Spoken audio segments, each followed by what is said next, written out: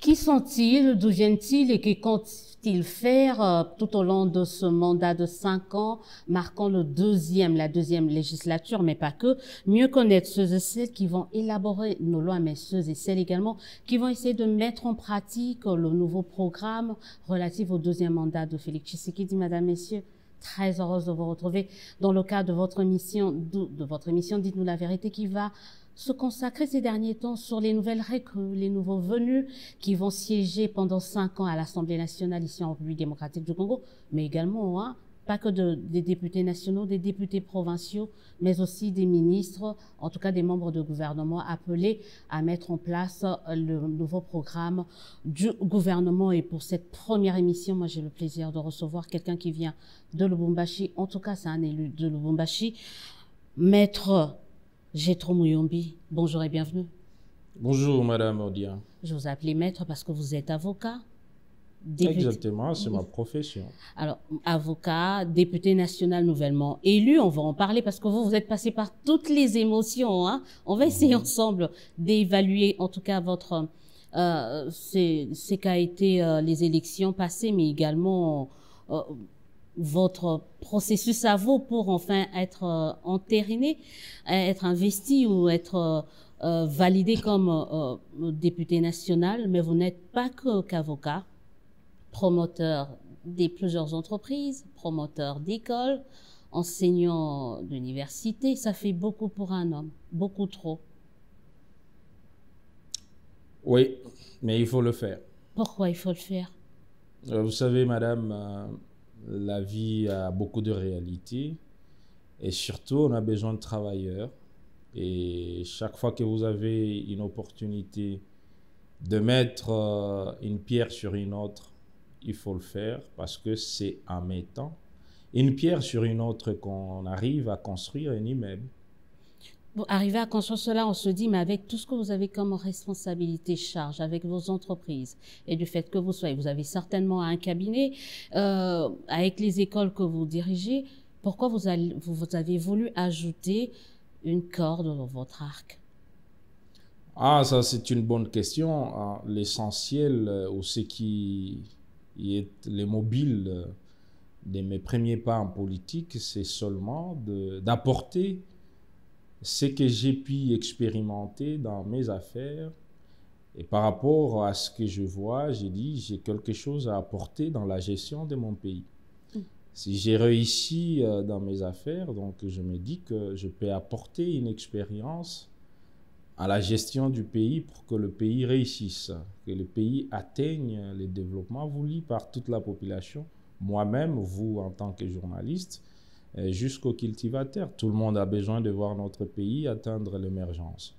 Et pour ça, il faut des personnes expérimentées. Il faut ceux qui ont réussi quelque part, qui amènent leurs expériences à ce travail qui est la politique ou la gestion de notre pays. Vous avez réussi dans quoi? J'ai dit tout à l'heure, à la tête de plusieurs entreprises, un échantillon, un exemple, Jethro Muyombi, vous avez réussi en quoi? Oui, je crois que vous venez de le dire, Madame Odia, vous êtes passée par Lubumbashi. Comme vous venez de me présenter, je suis promoteur d'entreprise, donc j'ai réussi à créer l'emploi et à donner le travail à plusieurs jeunes. Dans quel secteur? Il y en a, je crois, je peux vous parler aujourd'hui du secteur immobilier, du secteur minier, du secteur privé où on parle du placement de la main-d'œuvre, par exemple, les ressources humaines. Donc, il y a plusieurs activités comme ça que nous avions initiées, commencées et qui ont très bien marché. Donc, je crois que si je n'avais pas réussi avec ma toute première entreprise, je n'en créerais pas la deuxième. Mais pas seulement que j'ai réussi avec mes propres entreprises, mais même lorsque j'ai eu à gérer d'autres entreprises appartenant à d'autres investisseurs étrangers, j'ai fait toujours un succès. Donc, je crois que mon background est aujourd'hui apprécié parce que d'abord, je n'ai jamais été chassé ou je n'ai pas vu un de mes contrats être résilié parce que je n'ai pas bien fait le travail partout où j'ai eu à travailler avant de me concentrer à mes affaires. Il faut dire que vous avez, excusez-moi, un parcours assez atypique parce que la classe politique congolaise nous a souvent habitués. C'est peut-être cliché, mais souvent les gens qui ont postulé, les personnes qui ont postulé, sont présentées comme celles qui n'ont pas de travail, celles qui tournent en rond, qui tournent les pouces. Mais là, non, c'est quelqu'un qui a beaucoup à faire, mais qui veut faire encore. Oui, madame, j'étais en train d'échanger avec mon épouse un jour, mais après, j'ai parlé avec quelqu'un d'autre qui m'a peut-être mal interprété, mais moi, je pense que c'était une réalité. Je lui ai dit, les tout premiers jours que j'ai appris ou que j'ai touché les salaires du député, je me suis rendu compte que c'était moins, de loin inférieur que ce qu'a été mon salaire en tant que directeur général. Ouais, mais on vous a fait miroiter les 21 000 dollars alors que c'était à peine 4 000, 3 000, c'est ça, hein? Miroiter, oui ou non, mais l'essentiel, c'est de savoir pourquoi on embrasse cette carrière politique. Moi, je crois que dans la vie, il faut savoir faire quelque chose lorsque tu as une conviction de le faire. Je te donne un exemple, je suis aussi un responsable ecclésiastique, donc au niveau des églises. Un jour, mon évêque m'avait dit, voilà, il y a l'occasion, la femme de mon évêque, bien sûr, m'a dit, il y a l'occasion pour toi, une bourse pour que tu ailles faire la théologie aux États-Unis. Et je pouvais y aller parce que c'était une opportunité, une occasion en or. Je pouvais aller aux États-Unis étudier gratuitement, bon, pas gratuitement, mais prise en charge par l'Église, mais je ne l'avais pas fait. Pourquoi? Parce que ma conscience, et lorsque je suis resté, je me suis dit, est-ce que j'étais prêt déjà pour être pasteur? Même si je pouvais étudier dans de bonnes conditions avec des bourses, de l'argent, j'ai analysé, je me suis dit non. Alors, si j'ai décidé d'embrasser la politique, moi, je ne voyais pas l'argent. C'est pourquoi je suis très à l'aise aujourd'hui. Je ne regrette rien. Et surtout, lorsque je vois des gens discuter, et beaucoup plus, même des journalistes, j'ai fustigé ça. Discuter sur les salaires des députés, on dirait que c'était même l'essentiel sur Oui, la mission d'un député, alors que ce n'est qu'un élément que je considère comme dérisoire. Mais il y a des choses importantes sur lesquelles on doit discuter plutôt. C'est la mission du député, c'est l'apport d'un parlementaire à l'émergence du pays. C'est tout ce que nous attendons de lui et non pas ce que nous voyons aujourd'hui. Tout le monde se mettre sur le plateau, discuter de salaire. Moi, je vous dis, madame, j'ai été directeur général d'entreprise et j'ai touché plus que ce qu'un député national touche. Et même avant d'être député, bon, j'ai été candidat à la députation nationale en 2011. Oui, on va en parler, mais on revient, puisque vous parlez déjà de ça, on va essayer de revenir sur ce parcours atypique parce que Gétron Muyombi est passé par toutes les émotions, pas seulement par rapport à ces élections qui viennent de se dérouler ici en République démocratique du Congo, mais d'autres scrutins qui se sont déroulés il y a plusieurs années. Mais vous parliez tout de suite là de ce qu'un député est touché ou pas.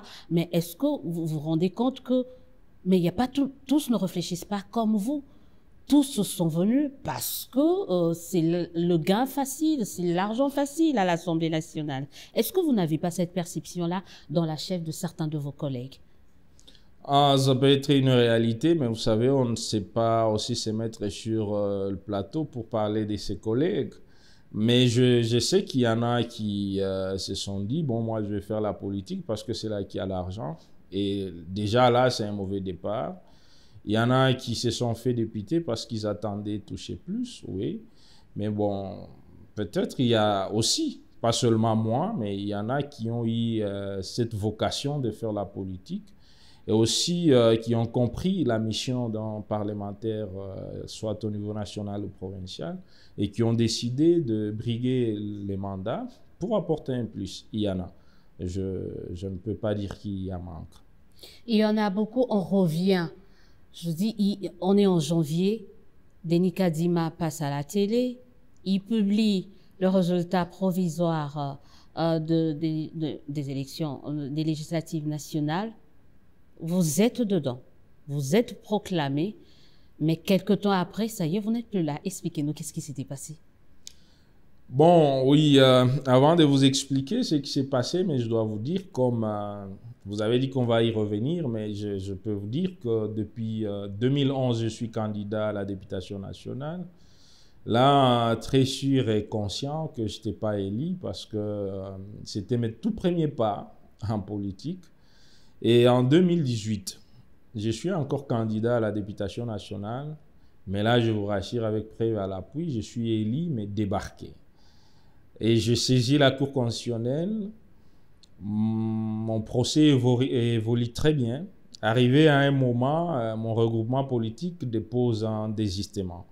À l'époque, c'était le ministre François Roubota, qui était le président de mon regroupement. Non, actuellement, il est en prison. Juste une parenthèse. J'ai appris qu'il est en prison. Lampadaire, forage, Oui, alors, il dépose un désistement dans la procédure que moi, j'étais en train de suivre, alors que le parti, le regroupement m'avait donné la procuration. Vous comprenez ce que ça signifie? Donc, ils se sont rendus compte que le monsieur ici a toutes les preuves et qu'il n'y a pas moyen de faire autrement si on ne désistait pas à son affaire. Alors, il dépose un désistement sans me consulter. Je vais voir à l'époque les directeurs du cabinet du chef de l'État, Néhémie Mouilagna, qui était presque le parrain de tous ces trucs-là. J'ai dit, mais je ne comprends rien. Je suis élu, j'ai presque financé moi-même ma campagne électorale. Mais après, on ne me proclame pas, on proclame quelqu'un d'autre à ma place. Et je vous apporte toutes les preuves. Et je suis juriste, j'ai travaillé conséquemment pour me préparer à des éventuels procès. Alors, je demande le mandat, vous me donnez le mandat, je saisis la justice, les dossiers évoluent très bien. Avec l'aide de Dieu, parce que pour nous chrétiens, bon, Dieu organise toutes choses en notre faveur aussi, ça il ne faut pas l'oublier. Mais curieusement, il y a un désistement qui est déposé sans concertation, sans quoi. Bon, ce n'était pas facile, c'était très douloureux, mais j'avais pu surmonter et comprendre que c'est ça la politique. Et voilà, en 2023, c'est presque la même chose qui se répète, mais là, ce n'est pas de la volonté de mon regroupement politique, ni de mon parti politique, ni de ma famille politique Union Sacrée, mais c'est une malignité de quelqu'un qui n'a pas travaillé sur terrain et qui pense qu'il devrait, à travers ses moyens, récupérer les postes de quelqu'un. Bon, là, il y a à dire merci au chef de l'État qui a montré qu'il voulait la justice équitable, réelle. Sans pour autant intervenir quand même au sein de la justice, mais... Non, mais il a en tant que magistrat suprême... Moi, je crois que bon, l'intervention, intervenir ou ne pas intervenir, ça, c'est pas un problème. Mais le problème, c'est comment intervenir. Si on intervient conformément aux dispositions légales, donc on intervient de la manière qu'il faut le faire, il n'y a pas de problème parce qu'il est le magistrat suprême et il n'a qu'à dire est-ce que vous pouvez revoir, réexaminer. Et alors quand on réexamine, on réunit tous les éléments nécessaires, on arrive à une conclusion, bon, il faut que cette conclusion soit publiée correctement. Donc, il faut reconnaître que le chef de l'État s'est placé en tant que magistrat suprême pour que la justice soit réellement dite comme elle doit être dite et faite, administrée comme elle doit être. Donc, il faut aussi remercier mon regroupement, bon, qui n'a pas agi comme l'autre regroupement dont je vous parle en 2018, mais qui a compris quand même qu'il y a quelqu'un qui est élu, on doit le remettre dans ses droits et qui ont fait des démarches ensemble avec moi. Donc vous revenez, on publie, puis on vous invalide, puis il y a révalidation, si je peux dire, pas réinvalidation, révalidation. Pendant cette période, qu'est-ce qui vous traversait dans la tête? Qu'est-ce que vous étiez en train de vous dire? Est-ce que c'est l'histoire qui se répétait parce que ça allait être la 3e fois que vous alliez échouer quand même? Ouais, je crois que sur ça, il y a beaucoup de choses à dire, madame. Il y a des aspects. D'abord, il y a l'aspect charnel, mais il y a l'aspect spirituel. Quand on est chrétien, bon, dès les tout premiers jours, lorsque j'ai appris que je suis invalidé, c'était après que mon mandat était même déjà validé à l'Assemblée. J'ai siégé déjà normalement. Et comme l'information est tombée, bien sûr, à la minute, j'ai senti comme un coup, comme coup de poing dans ma gorge ou quoi, je ne sais pas. Mais aussi, subitement, avec ma foi chrétienne, j'ai dit non, je n'accepte pas cette situation et je crois que ça ne restera pas ainsi. Donc, je croyais déjà que ça ne restera pas de cette manière-là parce que j'ai lisé cette volonté du chef de l'État de restaurer la justice. Les gens reviennent que sur une parole du chef de l'État où il dit la justice est malade. Mais ils ne reviennent pas sur d'autres aspects où il dit nous devons travailler pour que notre justice redevienne celle que nous attendons, celle que la population veut. Je crois qu'il faut aller jusque-là. Alors, j'ai lisé tout ça, mais j'ai lisé aussi tout ce qui est écrit dans la parole de Dieu, vous savez. Mais moi, j'avais reçu cette nouvelle comme cette nouvelle de Lazare. Il fallait que Lazare meure pour que lorsque Jésus vient le ressusciter, que les gens sachent que Lazare était quand même l'ami de Jésus, mais qu'ils sachent aussi qu'il y avait un Jésus qui était capable de ressusciter Lazare, mais aussi qu'ils comprennent que il y a Dieu qui a le dernier mot sur toute chose. Et là, vous dites, je suis Jétro Lazare Muyombi, quoi. Bon, on m'a tiré d'autres les morts, on m'a fait sortir. J'ai resté Jétro Muyombi et j'ai fait aussi mon expérience. Peut-être qu'à l'époque, on a écrit, vous êtes journaliste, il y a les historiens, les écrivains qui peuvent aussi écrire mon histoire parce que j'étais en train de dire, charnellement, je pouvais voir ça pénible, mais spirituellement, je voyais que ma place devrait revenir parce que je n'ai pas corrompu d'abord. Et j'ai été le meilleur Élie à Lubumbashi. Si tu passes par Lubumbashi, tu poseras la question et on te dira.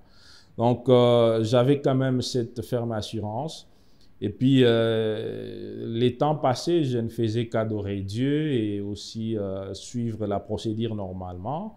En tant que juriste, chercher les éléments nécessaires qu'il fallait déposer à la Cour constitutionnelle.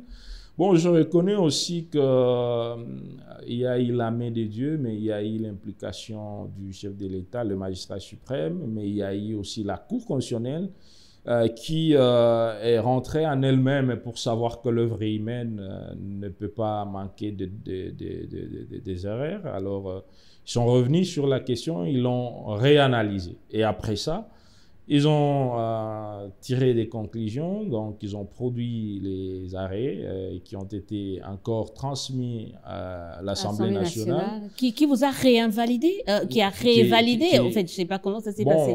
Vous je avez crois... encore été non, validé. C'est-à-dire à l'Assemblée nationale, il y a eu des procédures différentes. Okay. On valide les mandats une seule fois. Ouais. Bon, pour nous, lorsqu'on nous a invalidés par la Cour constitutionnelle, après que la Cour constitutionnelle nous a restauré ou encore réintégré à l'Assemblée nationale, l'Assemblée a seulement constaté. Mais il y a eu une procédure qui est similaire à cette procédure de validation de mandat, mais qui n'est pas la même.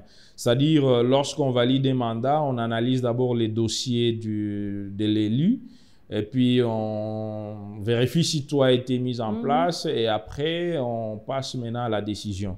Alors nous, c'était tout simplement nous présenter à l'Assemblée pour dire, voilà, sur base de l'arrêt tel de la Cour constitutionnelle, tel député est rétabli dans ses droits. Donc, comme nous étions déjà validés, et cette fois-là, après que nous avions été présentés à la plénière et que l'information a été captée officiellement par l'Assemblée nationale et la plénière, nous avions maintenant continué le travail normalement. Donc, c'était ça la procédure. Alors ça, vous êtes député avec vos immunités, avec vos émoluments, avec... on ne va pas parler argent. Alors, qui est-il? Les gens sont en train de découvrir Jétro Muyombi. D'où vient-il? Il vient de Lubumbashi, de Haut-Katanga. Ouais, j'ai toujours aimé dire Jétro Muyombi, c'est un miracle de Dieu. C'est d'abord ça qu'il faut retenir. Jétro Muyombi n'est pas un fils du papa. Donc, on n'aime pas trop ça. Hein, je crois qu'il faut le dire. Certains ont fait les frais du fait d'avoir dit ça. Hein. C'est quelqu'un qui a commencé la vie c'est ce qui est important, c'est ce qu'il faut retenir, c'est que Jethro Muyombi a commencé la vie normalement comme un citoyen congolais. Il est né au milieu de plusieurs tribus, d'ailleurs. C'est votre particularité. Il vous parle pas moins de 6 langues ou 7 langues. Ouais. Alors, et peut-être il a été appelé depuis dès les bas âges d'évoluer seul. Et ça a été une des bonnes choses qu'il faut retenir, que je retiens dans ma vie, le fait que je n'avais pas où poser ma tête pour dire papa fait ceci pour moi, papa fait cela pour moi. Bon, je devrais presque tout faire seul. Et ça a façonné ma vie déjà quand j'étais trop jeune. Que ce soit à l'école, j'étais parmi les chefs de classe. Que ce soit à l'église, j'étais le président des jeunes. J'ai évolué beaucoup plus ma vie dans l'église. Il y a 2 choses qui ont caractérisé ma vie, c'est les études et l'église, donc les activités ecclésiastiques. C'est d'abord ça, mais après les études, c'est le travail. Donc, je suis resté avec des activités principales, dont le travail professionnel, si nous pouvons le dire ainsi, et le travail ecclésiastique. Donc, je suis à 3 endroits où vous pouvez me trouver. Soit je suis au bureau pour le travail professionnel, soit je suis à l'église pour l'adoration ou pour le travail ecclésiastique. Et si je ne suis pas à ces 2 endroits, donc je suis chez moi à la maison avec Et il y a peut-être un 4e endroit maintenant, ce sera l'hémicycle, l'Assemblée nationale. Bon, ça entre dans le cadre du travail. Et qui sait, il y aura peut-être aussi un 5e endroit. Oh, ça...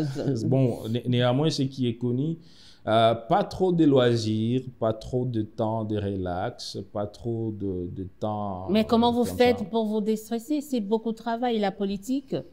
Bon, c'est beaucoup de pression, c'est beaucoup d'attaques. Comment vous faites pour vous relaxer, vous déstresser? Bon, je crois que je me déstresse beaucoup plus en parlant à ma femme, à mes enfants. Ça, c'est la première des choses. Et je me déstresse beaucoup plus lorsque je me trouve dans mes temps d'adoration. Alors là, il y en a qui se déstressent en faisant les sports, mais j'ai fait les sports aussi chez moi à la maison, bien sûr. Je ne manque pas les tapis roulants, je ne manque pas les vélos, je ne manque pas... tout ce qui est un peu inférieur là, de la vie normale, pas pour des riches, des trop riches.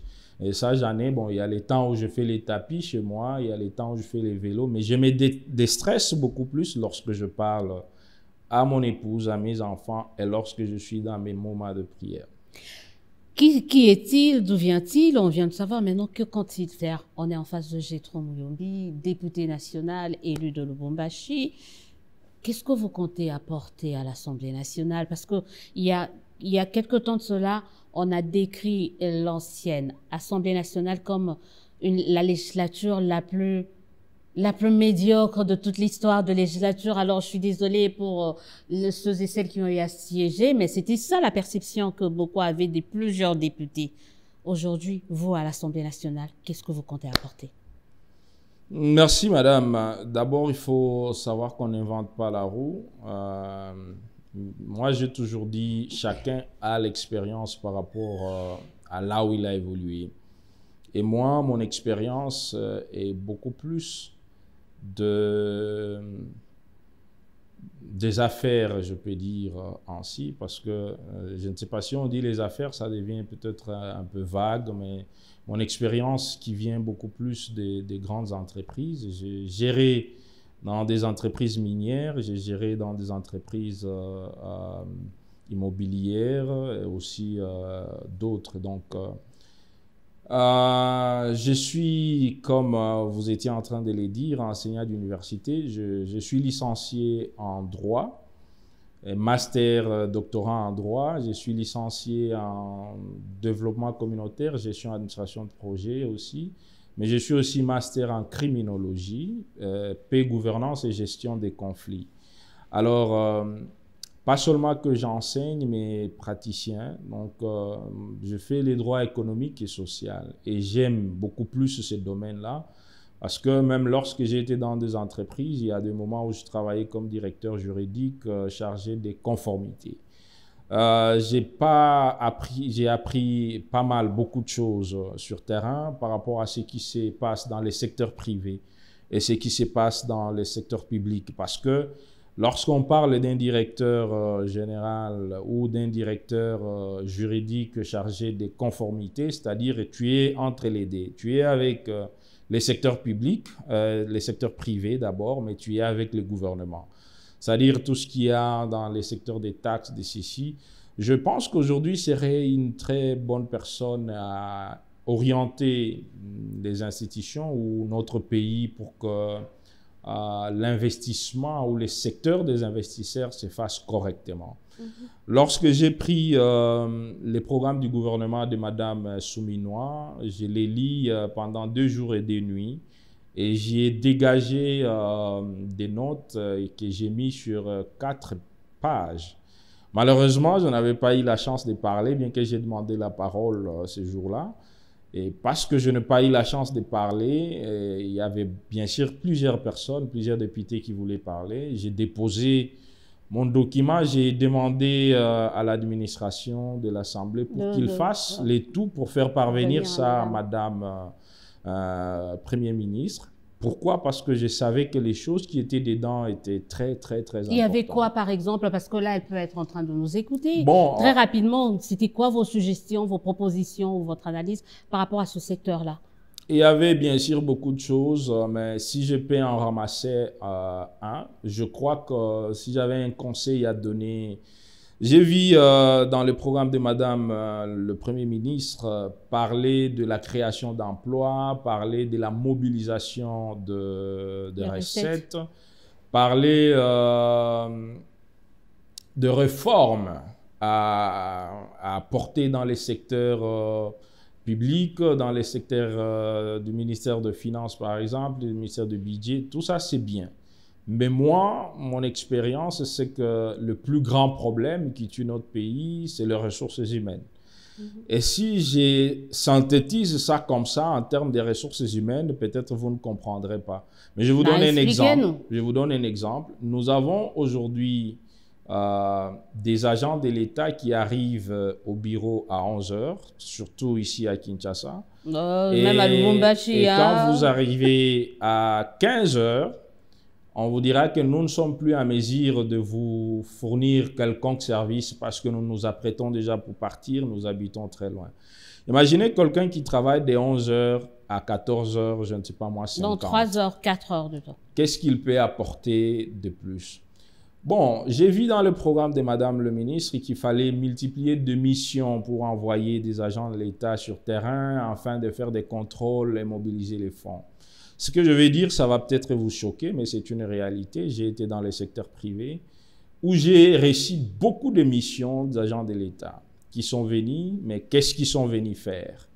Ils sont venus constater tout ce qui s'est fait normalement ou anormalement, ce qui est anormal. Mais la conclusion a été quoi? La conclusion a été, bon, on fait ceci pour nous et puis les restes... On ferme les yeux, quoi. Quand on dit ceci, c'est-à-dire ils vous donner de... Quand vous essayez de voir tout ça, vous allez vous poser la question, est-ce que nous n'avons pas de textes? Il y a eu autant de réformes et des réformes, mais qui n'ont rien produit. Je vous en donne un exemple. À la DGRAD, heureusement, aujourd'hui, nous avons le ministre des Finances qui provient de la DGRAD. On a mis un système sur pied qui consistait à informatiser tout ce qu'il y a comme procédure fiscale à la DGRAD, même à la DGDA. Il y a eu des machines achetées, il y a eu des gens formés et on a placé ces gens devant les écrans. Après un temps, c'est peut-être qu'on dira non, les systèmes ne marchent pas bien, il n'y a pas l'Internet ou les ordinateurs sont tombés en panne. Mais, je m'excuse, si vous essayez de voir correctement, est-ce que c'était les systèmes, c'était l'Internet, c'était les machines? Non, mais le problème, c'est devant ces systèmes-là, qui est placé devant l'écran? C'est comme je suis devant la caméra. Le caméra n'a rien à faire, ils n'ont rien à faire, hein, mais c'est la personne qui est derrière la caméra qui manipule. Hein, donc, les systèmes, on peut avoir des réformes. On peut avoir toute personne devant ou pouvant manipuler ces systèmes-là. Mais si cette personne n'est pas d'abord consciente de ce qu'il doit faire, il ne fera rien. Mais aussi pour qu'il soit conscient, il ne faut pas seulement venir lui demander d'être conscient, il faut travailler sur sa vie sociale. Parce que même s'il était consciente, cette personne-là, alors que sa situation sociale n'est pas correcte. Vous savez, lorsqu'on crée une entreprise, il y a des fonds, il y a ce que nous appelons les CAPEX et les CAPEX. Ce sont les fonds que vous mettez comme des fonds un peu perdus, c'est-à-dire d'investissement. Hein? Et il y a aussi des fonds que vous considérez comme le fonds de déroulement. Ces fonds-là, vous n'avez pas besoin de considérer qu'est-ce que vous gagnez. Parce que cette thématique, si j'ai développé ça devant un ministre ou un agent de l'État ou, je ne sais pas moi, un autre politique, il vous dira, mais le pays n'a pas de l'argent pour améliorer les salaires de base des agents de l'État. Un enseignant qui n'est pas bien payé, il va chercher à fainéanter, mais au finish, il va récolter auprès de l'étudiant ou auprès de l'élève. Donc, d'où la corruption, d'où le détournement. Voilà. Donc aujourd'hui, on peut, j'étais sur le programme, hein, on peut dire on veut réduire la corruption. C'est bien beau de le dire, mais qu'est-ce qu'on met en place pour réduire la corruption? Hein, si le système de la DGRAD ou de la DGDA n'a pas fonctionné correctement, moi je crois qu'il y a lieu de se poser des questions. Pourquoi? Et lorsqu'on trouve des réponses, il faut donner solution à ces problèmes. Et la réponse est laquelle? Pourquoi? Donc c'est la personne, c'est l'homme congolais. C'est l'homme congolais qu'il faut travailler. En quoi faisant, il faut le travailler en des aspects. D'abord, il faut le travailler sur la conscience. Et deuxièmement, il faut le travailler sur le traitement. Comment on les traite? Un magistrat qui doit arrêter un Chinois qui manipule 100 millions de dollars et qui peut facilement lui proposer 1 million alors qu'il touche moins, je ne sais pas, moins de 5 000 dollars. Mais devant cette tentation-là, même s'il était vraiment tenant, il était fort, mais il est placé dans des conditions où facilement il peut regarder à gauche, à droite et il cède. Je vous donne un autre exemple, madame. Ouais. Je vous en prie, donnez. Oui, je vous donne un autre exemple. Il y a eu dans les climats des affaires, parce qu'on voulait améliorer les secteurs climat des affaires. Je peux vous donner des exemples. On a créé les guichets uniques. On a dit, on va commencer à créer des entreprises 3 jours. Vous avez une entreprise. Ouais, au début, ça marchait. Hein? Aujourd'hui, vous savez, c'est plus des mois. Des fois, on vous dit, il n'y a pas de signal, il n'y a pas d'Internet. Bon, ça, c'est un élément. Je ne sais pas, je crois que le ministre de Justice, Constant Mutamba, qui nous suit, va peut-être se pencher sur cette question. Mais moi, je voudrais relever un fait. Donc, c'était prévu que lorsque vous avez payé et fait la procédure au niveau du guichet unique de création d'entreprise, vous avez tous les documents. Et on a incorporé l'INPP, la CNSS, l'environnement, DGI et toutes ces structures-là. Mais ils ont commencé à se retirer petit à petit. Par exemple, si vous créez une entreprise aujourd'hui au guichet unique, vous n'aurez pas les documents de la CNSS. Il faut aller encore à la CNSS. Vous n'aurez pas les documents de l'INPP. Et qu'est-ce qu'ils vous disent? Ils vous disent que ces documents-là sont gratuits. Mais si vous allez chez eux, vous n'obtiendrez pas ça gratuitement. On va vous dire, il faut un 50 $, il faut un 100 $, il faut un 200 $, ainsi de suite. Chacun a son prix. Les directeurs généraux de ces structures-là sont au courant ou ne sont pas au courant, je ne sais pas. Mais c'est la pratique qui se passe. Et pourquoi ils se sont retirés du guichet unique? L'environnement aujourd'hui, si vous voulez obtenir l'enquête Komodo-Incomodo, vous voulez obtenir le permis d'exploitation de l'environnement, vous ne l'obtiendrez pas au guichet unique. Il faut aller faire ces démarches-là parallèles. Alors que si vous allez sur d'autres cieux, en Zambie par exemple, c'est un petit pays voisin ici, vous allez au Canada, aux États-Unis, moi mon cabinet au Congo, j'ai aussi un cabinet en Afrique du Sud, j'ai aussi un avocat, un cabinet en Tanzanie, en collaboration, aux États-Unis et aussi au Canada. Et je discute avec mes collègues avocats partout là, aux États-Unis par exemple, mais je n'ai pas voulu prendre l'exemple des États-Unis, je prends la Zambie parce que c'est en Afrique. 3 jours, vous avez votre entreprise et vous avez tous les documents qu'il faut. Et nous sommes en train de dire que nous voulons améliorer le climat des affaires. on crée, on passe à des réformes. Et ces réformes-là nous amènent à la création des structures. Et ces structures existent, mais il n'y a pas de suivi pour que ces structures nous produisent ce dont nous avions voulu lorsque nous avions créé ça. Et après que ces structures sont créées, on laisse ces structures évoluer comme si c'était des gagne-pains de ceux qui animent ces structures-là. Et aussi les autres, parce qu'ils ne trouvent pas leur intérêt là-dedans, ils se retirent de ces structures et il n'y a pas de mesures très dures pour que les choses restent dans... Et c'est là où l'actuelle première ministre doit se concentrer. Et non pas parler encore de réformes de ceci. Bon, les réformes sont importantes et il faut en faire. Mais il faut d'abord se poser des questions sur des réformes qu'on a eu à faire hier. Qu'est-ce que ça produit sur le terrain? Nous avons l'exemple de l'ANAPI. Heureusement, le directeur de cabinet du chef de l'État vient de l'ANAPI. Mais pose-moi la question, lorsque vous devez obtenir l'agrément, l'exonération sur 5 ans, et si cela est fait que pour des millionnaires, combien vous devez dépenser pour obtenir un agrément? Est-ce qu'un citoyen congolais qui est dans les affaires de la classe moyenne, par exemple, il est en mesure d'obtenir un agrément à l'ANAPI facilement?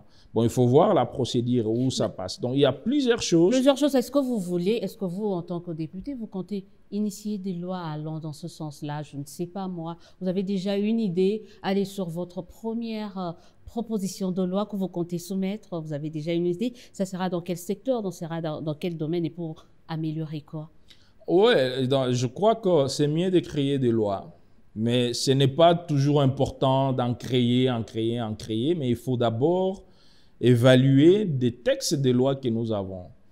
Le retombé, les retours de ce qui a été créé. Et donc là, vous parlez de contrôle parlementaire qui Oui, je crois que ce qui est important, c'est le contrôle parlementaire.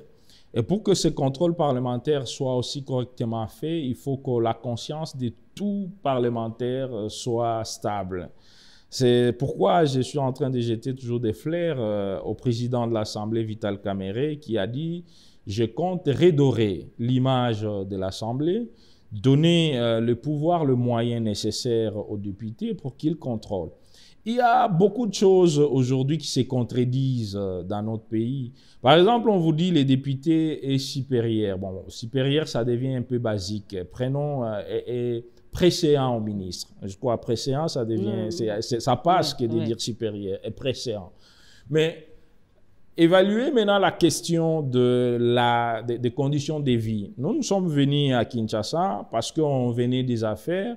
Facilement, tu as ta maison, tu t'achètes ton véhicule avec ton argent. Mais moi, j'ai vu mes collègues être sur des motos. Alors, un député national qui est transporté sur une moto pour aller à la plénière, les jours où vous l'envoyez aller contrôler un ministre, ou même s'il a des informations pour contrôler les ministres, comment il va contrôler ces ministres-là qui a vraiment une préséance financière et même de tout ça par rapport à ces députés. Beaucoup trop d'avantages qu'un député. Oui. Vous avez l'impression que il y a des contradictions. C'est pourquoi moi j'ai dit la création de lois, oui. J'ai déjà beaucoup de projets de loi aussi, mais je me dis je n'en sortirai que lorsqu'il faut en sortir. Mais il faut d'abord renforcer les contrôles parlementaires. Mais en dehors de ça, il faut renforcer aussi le mesure d'application de textes des lois que nous avons. Nous avons dans notre pays beaucoup de lois, mais peut-être mal appliquées. Ou peut-être même l'applicabilité de ces textes des lois-là ne suit pas l'idée même du législateur.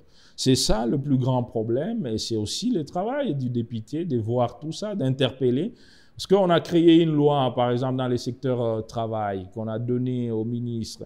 Mais on doit quand même savoir comment il met en application ces textes de loi, quelles sont les retombées, quels sont l'apport de cette loi-là, avant d'en créer une autre. Donc, on va attendre, donc l'accès ou l'accent, selon vous, doit être mis sur le contrôle parlementaire qui était allé. On va pas s'en cacher, quasi existant lors de la dernière législature. C'est vrai qu'il y a eu quand même des ministres qui ont été en fait déclassés, qui ont été limogés par des motions au niveau de l'Assemblée nationale, mais après, on a senti qu'il y avait quand même une certaine lourdeur par rapport à cette pratique ô combien noble de contrôle parlementaire. On va très bientôt terminer. Vous êtes, on vous a dit, député, professeur d'université, homme d'affaires, à la tête de plusieurs entreprises, promoteur, mais vous êtes également vice-président national de l'Union pour les valeurs tshisekedi.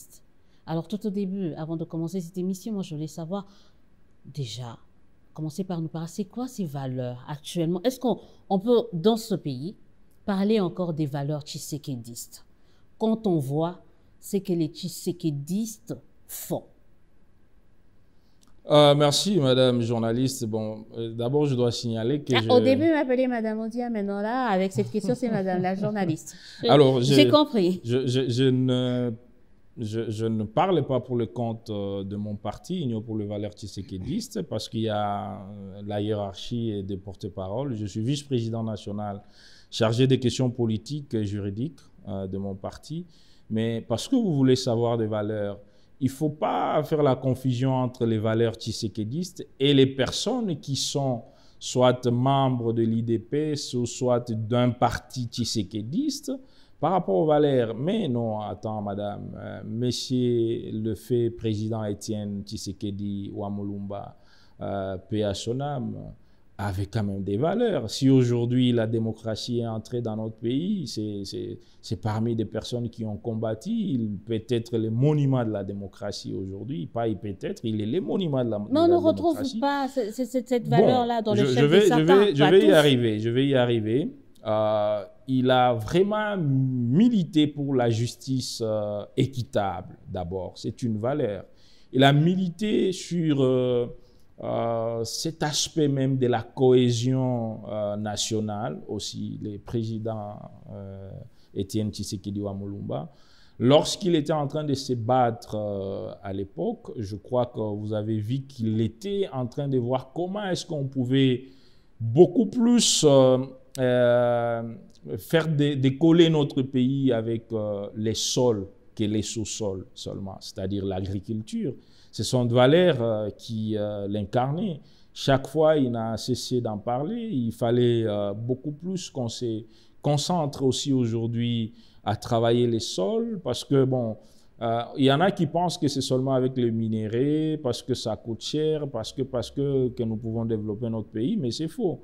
J'étais un coup d'œil à l'Afrique du Sud, Zimbabwe, il y a plusieurs pays aujourd'hui grâce à l'agriculture.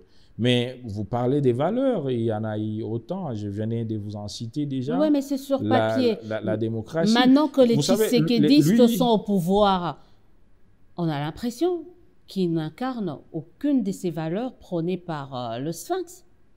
Je venais déjà de vous parler de la justice. Le chef de l'État a plusieurs manières de gérer le pays, je crois que vous le connaissez. Même par les discours qu'il tient à la nation, c'est une façon aussi d'interpeller mais vous savez ce fossé qu'il y a entre le discours et la parole et l'acte. Je vais en arriver. Mais il faut comprendre qu'il y a la notion de la séparation de pouvoir. Parce qu'il y a des choses que le chef de l'État est censé faire, mais il y a des choses, quand il lance, il interpelle. Mais maintenant, qui a cela aux instruments qui existent au sein de notre pays de parachever, de poursuivre? C'est comme nous venons de parler du non-respect des textes et des lois. Mais que fait le Parlement si on doit tout laisser au chef de l'État pour dire qu'il n'a rien fait, il n'a pas fait ceci, il n'a pas fait cela? Dans ce Parlement, justement... Bon, lorsque le chef de l'État a décrié la justice, par exemple, mais voilà, il y a maintenant d'autres institutions qui doivent s'en saisir pour dire, mais si le chef de l'État a parlé comme ça, nous entrons en profondeur pour voir qu'est-ce qui ne marchait pas et pourquoi ça ne marchait pas. Il y a le ministre de la Justice qui est là et qui doit aussi savoir... Aujourd'hui, moi, je prends un exemple, j'étais en train de dire avec quelqu'un, c'est un point très saillant, mais il faut que je le dise. Déjà, on parle, non, il y a tel qui est arrêté, tel il est libéré. Mais qui va très loin pour comprendre pourquoi on l'a libéré? Peut-être que celui qui l'a libéré a raison, mais s'il n'a pas raison, mais est-ce qu'il répond aussi à la même justice? Pourquoi il a libéré la personne qui devrait être arrêtée? Mais la personne qui est censée lui poser cette question, est-ce qu'il pose cette question? Ou l'institution censée donner suivre, ou donner, est-ce qu'on a hein? toujours besoin de poser la question? Et on a Ouais, juste aussi mais besoin de donner c'est l'information. pourquoi on doit comprendre que la gestion de ces pays, ce n'est pas seulement l'affaire du chef de l'État. Bien sûr, il est le premier citoyen et le premier moteur. Mais lorsqu'il dit quelque chose, vous êtes journaliste, vous êtes, je ne sais pas moi, président du Conseil supérieur de la magistrature, vous êtes député, bon, vous devez saisir là où vous devez saisir, même si vous êtes un citoyen simple, hein, dans le riz ici. Moi, je pense que vous aussi, journalistes, ne nous prenez pas seulement nous, les députés et les ministres, prenez aussi les interventions de ces citoyens de la rue et faites en sorte que ça arrive à qui des droits, parce que vous êtes des personnes très bien placées, vous connaissez très bien qui peut faire quoi et qui est responsable de quoi. Amenez ça à la personne qu'il faut pour qu'il pose l'acte. Interpellez aussi, parce que vous êtes parmi les quatre pouvoirs qui existent. Mais est-ce que vous allez vous limiter de parler seulement devant vos caméras, lancer dans le plateforme et c'est tout? Non, mais faites quand même un plaidoyer, une plaidoirie aussi. Par exemple, j'ai donné l'exemple de ce que je venais de dire, mais les corps des CNSA, comment vous appelez ça? Conseil de journalistes, là, c'est quoi? L'UNPC, c'est ça. C'est ça. Mais chacun dans son coin, chacun dans son coin devrait poser des actes. Mais oui, parce que peut-être, est-ce que vous n'avez pas l'impression qu'on a tellement tout politisé ici qu'une moindre remarque, reproche risque de se retourner contre soi et chacun se dit, bah ouais, je préfère garder ma bande et observer de loin. C'est peut-être aussi ça. Moi, je crois que ce n'est pas ça. Je crois que c'est pas ça. Pourquoi? Parce qu'il faut seulement poser les actes dans la limite de textes légaux. Bon, bien sûr, on peut te chercher à te tuer, à faire ceci, mais je le disais au début de cette émission, si Dieu n'a pas encore dit les derniers mots, on peut tirer sur toi, on pensera peut-être que tu es maïmaï, tu ne vas pas mourir, parce que c'est Dieu qui détient la vie de quelqu'un. En tout cas, je ne m'attarderai pas à me laisser tuer. Non, c'est un exemple il faudrait que je ne ferai pas. Non, pas encore. Il faudrait que chacun pose les actes pour contribuer à l'émergence de notre pays. Pour contribuer, mais je me dis actuellement, vous avez parlé des valeurs tshisekidistes. Ma question était celle de savoir, est-ce que les tshisekidistes qui sont au pouvoir actuellement incarnent ce valeur-là? Écoutez, on a du mal quand on voit tout ce qu'il y a comme détournement, quand on voit tout ce qu'il y a comme violation des différents textes dans notre pays, on se dit, mais est-ce qu'ils incarnent vraiment ces valeurs? Écoutez, madame, je ne sais pas comment je peux répondre à cette question. Il fallait me donner l'exemple typique où il fallait me citer une personne et si j'ai les éléments, les présumés détourneurs, des présumés violeurs des textes viennent souvent. Mais il y en a qui sont en prison. Il y en a qui sont en prison. Le problème, il ne faut pas seulement se concentrer sur tout ce qui s'est dit sur la rue. On vous a dit ici que les députés touchent 21 000 dans la rue et même dans des chaînes de télévision, mais est-ce que c'est une réalité? Ce n'est pas une réalité. De la même manière qu'on peut dire tel ou tel a détourné, peut-être que ce n'est pas une réalité. Mais moi, je suis d'avis de ceux-là qui pensent que tous ceux qui détournent, leur place, c'est en prison. Et je suis aussi d'avis que parmi les tshisekidistes dont vous parlez, moi aujourd'hui, j'en fais partie, j'épouse mes actes de manière aussi à ne pas laisser quelqu'un qui détourne inaperçu si vraiment j'ai des preuves. Alors, moi, je crois que prendre ça d'une manière globale, c'est peut-être pas... Mais si on a un cas précis, on peut l'analyser profondément et peut-être même pousser à ce que les actes soient posés. Je crois que c'est un peu ça.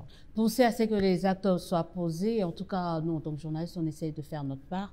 Vous, en tant que député, j'espère que vous ferez également votre part pour faire décoller le pays. Alors, on va vous laisser 30 secondes pour dire un dernier mot à ce Congolais de Kinshasa, de Lubumbashi, de Bukavu, de Kolwezi, de Matadi, du Kasaï, de Kananga, qui vous ont suivi aujourd'hui et qui ont eu l'opportunité de vous découvrir en 30 secondes. Qu'est-ce que vous pouvez leur dire? Je voudrais dire merci d'abord à mes électeurs et aussi les saluer de Lubumbashi.